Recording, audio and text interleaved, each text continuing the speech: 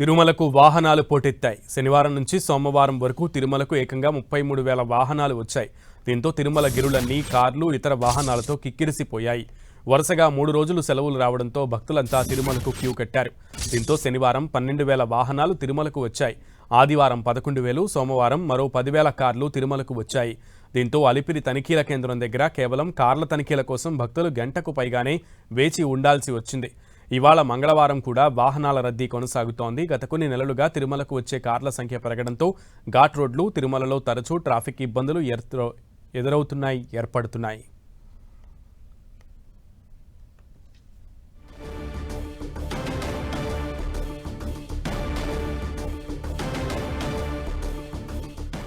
వరుస సెలవు దినాలు కావడంతో శనివారం నుంచి భక్తుల తాకిడి తిరుమలకు పెరిగింది. వరుసగా అందరూ కూడా సొంత వాహనాలనే ఎంచుకోవడంతో 10,000కు పైగా వాహనాలు రోజువారీ అలిపిరి చెక్పోస్ట్ వద్ద దాటుతున్నటువంటి పరిస్థితి నెలకొంది. సో దీనికి సంబంధించి అటు అధికారులు అన్ని చర్యలు తీసుకుంటున్నప్పటికీ కూడా తిరుమల గిరులన్నీ కూడా భక్తులతో కిటకిటలాడుతున్నాయి. పూర్తి సమాచారం మా ప్రతినిధి శ్రీనివాస్ని అడిగి తెలుసుకుందాం. శ్రీనివాస్,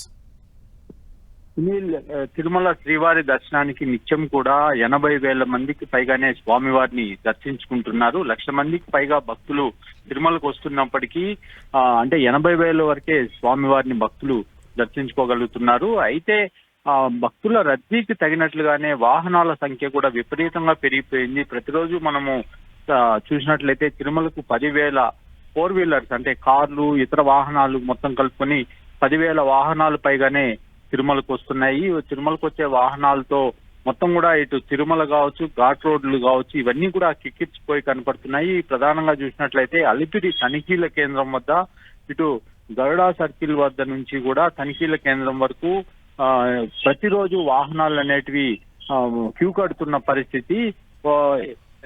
వాహనాల రద్దీ నేపథ్యంలో గరుడా సర్కిల్ వద్ద బ్యారికేడ్లను పెట్టి అధికారులు ఇటు జూ పార్క్ రోడ్డు వైపుగా వాహనాలను మళ్లిస్తున్నారు. అక్కడి నుంచి మళ్ళీ రిటర్న్ వచ్చిన వాహనాలను అలిపిరి తనిఖీల కేంద్రం వద్దకు అనుమతిస్తున్న పరిస్థితి. అయితే గత కొన్ని నెలలుగా పరిశీలించినట్లయితే ఇటు బ్రహ్మోత్సవాలే కాదు, ప్రతిరోజు కూడా అంటే బ్రహ్మోత్సవాల్లో ముఖ్యంగా గరుడు సేవ రోజు 10,000 వాహనాలు పైగా తిరుమలకు వస్తాయని టీటీడీ అంచనా వేస్తుంది. అందుకు తగినట్లుగానే తిరుమలలో పార్కింగ్ ప్లేసెస్ కావచ్చు, ఇవన్నీ కూడా సిద్ధంగా ఉంచుతారు. అయితే ఊహించని విధంగా భక్తుల రద్దీకి తగినట్లుగానే ఈ వాహనాల సంఖ్య కూడా రోజు 10,000కు పైగానే తిరుమలకు వస్తున్నాయి. దీంతో టీటీడీ కూడా కాస్త ఇబ్బందులు పడుతున్న పరిస్థితి. మనం చూసినట్లయితే ఒక శనివారం రోజే 12,000 కార్లు తిరుమలకి రావడం జరిగింది. దీంతో ఘాట్ రోడ్లన్నీ కూడా వాహనాల సంఖ్యతో విపరీతంగా ట్రాఫిక్ సమస్యలైతే ఏర్పడుతున్నాయి.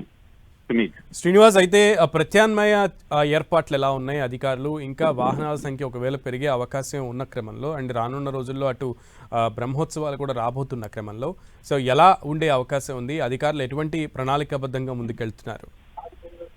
అంటే ప్రధానంగా మనం చూసినట్లయితే శ్రీవారి బ్రహ్మోత్సవాలు సందర్భంగా తిరుమలకు ఒక గరుడు సేవ రోజే వాహనాల రాకపోకల మీద పరిమితి అనేది టీటీడీ విధిస్తుంది. అంటే ముఖ్యంగా తిరుమలలో ఎంత వరకు పార్కింగ్ ప్లేసెస్ ఉన్నాయి దాని వరకే తిరుమలకి వాహనాలను అనుమతిస్తుంది టీటీడీ. మిగిలిన వాహనాలంతా కూడా అలిపిరి వద్ద వాటికి పార్కింగ్ ప్లేసెస్ పెట్టి ఇటు పబ్లిక్ ట్రాన్స్పోర్ట్ వినియోగించి తిరుమలకి భక్తులను చేరవేస్తారు. అయితే ఈ ఇటీవల కాలంలో సొంత వాహనాలు వినియోగించే వారి సంఖ్య బాగా పెరిగింది. అయితే ఈ నేపథ్యంలోనే టీటీడీ కూడా అలిపిరి వద్ద ఏదైతే ఇప్పుడు శ్రీదేవి కాంప్లెక్స్ ఉందో, భూదేవి కాంప్లెక్స్ ఉందో ఆ ప్రాంతంలో ఒక బేస్ క్యాంప్ ఏర్పాటు చేయడము, అంటే భారీ సంఖ్యలో అక్కడే భక్తులను నిలువరించే విధంగా తిరుమలకు వచ్చే భక్తులను అక్కడ టోకన్స్ ఇచ్చి ఈ వాహనాలన్నీ కూడా అక్కడే పెట్టుకొని తిరుమలకు వచ్చే విధంగా ప్రణాళికలు టీటీడీ సిద్ధం చేసి ఇప్పటికే పాలక మండలిలో కూడా దాని మీద చర్చించి అక్కడ ఒక బేస్ క్యాంప్ ను, అంటే దాదాపుగా 4,000 వరకు గదులు ఉండేటట్టు కూడా అక్కడ ఒక భారీ నిర్మాణాన్ని చేపట్టి అక్కడే భక్తులనంతా కూడా వసతి ఏర్పాట్లు చేసి తిరుమలకు వచ్చే వాహనాలను కావచ్చు, ఇటు రద్దీని కావచ్చు నియంత్రించాలనే యోచనలో టీటీడీ ఉంది. దానికి త్వరలోనే టెండర్లు కూడా పిలిచే అవకాశం ఉంది. మొత్తం మీద తిరుమలలో గత కొంతకాలంగా చూసినట్లయితే వాహనాల సంఖ్య విపరీతంగా పెరిగిపోతుండడంతో ఇటు టీటీడీలో కాస్త ఇబ్బంది అయితే ఏర్పడుతుంది. Okay Srinivas, thank you.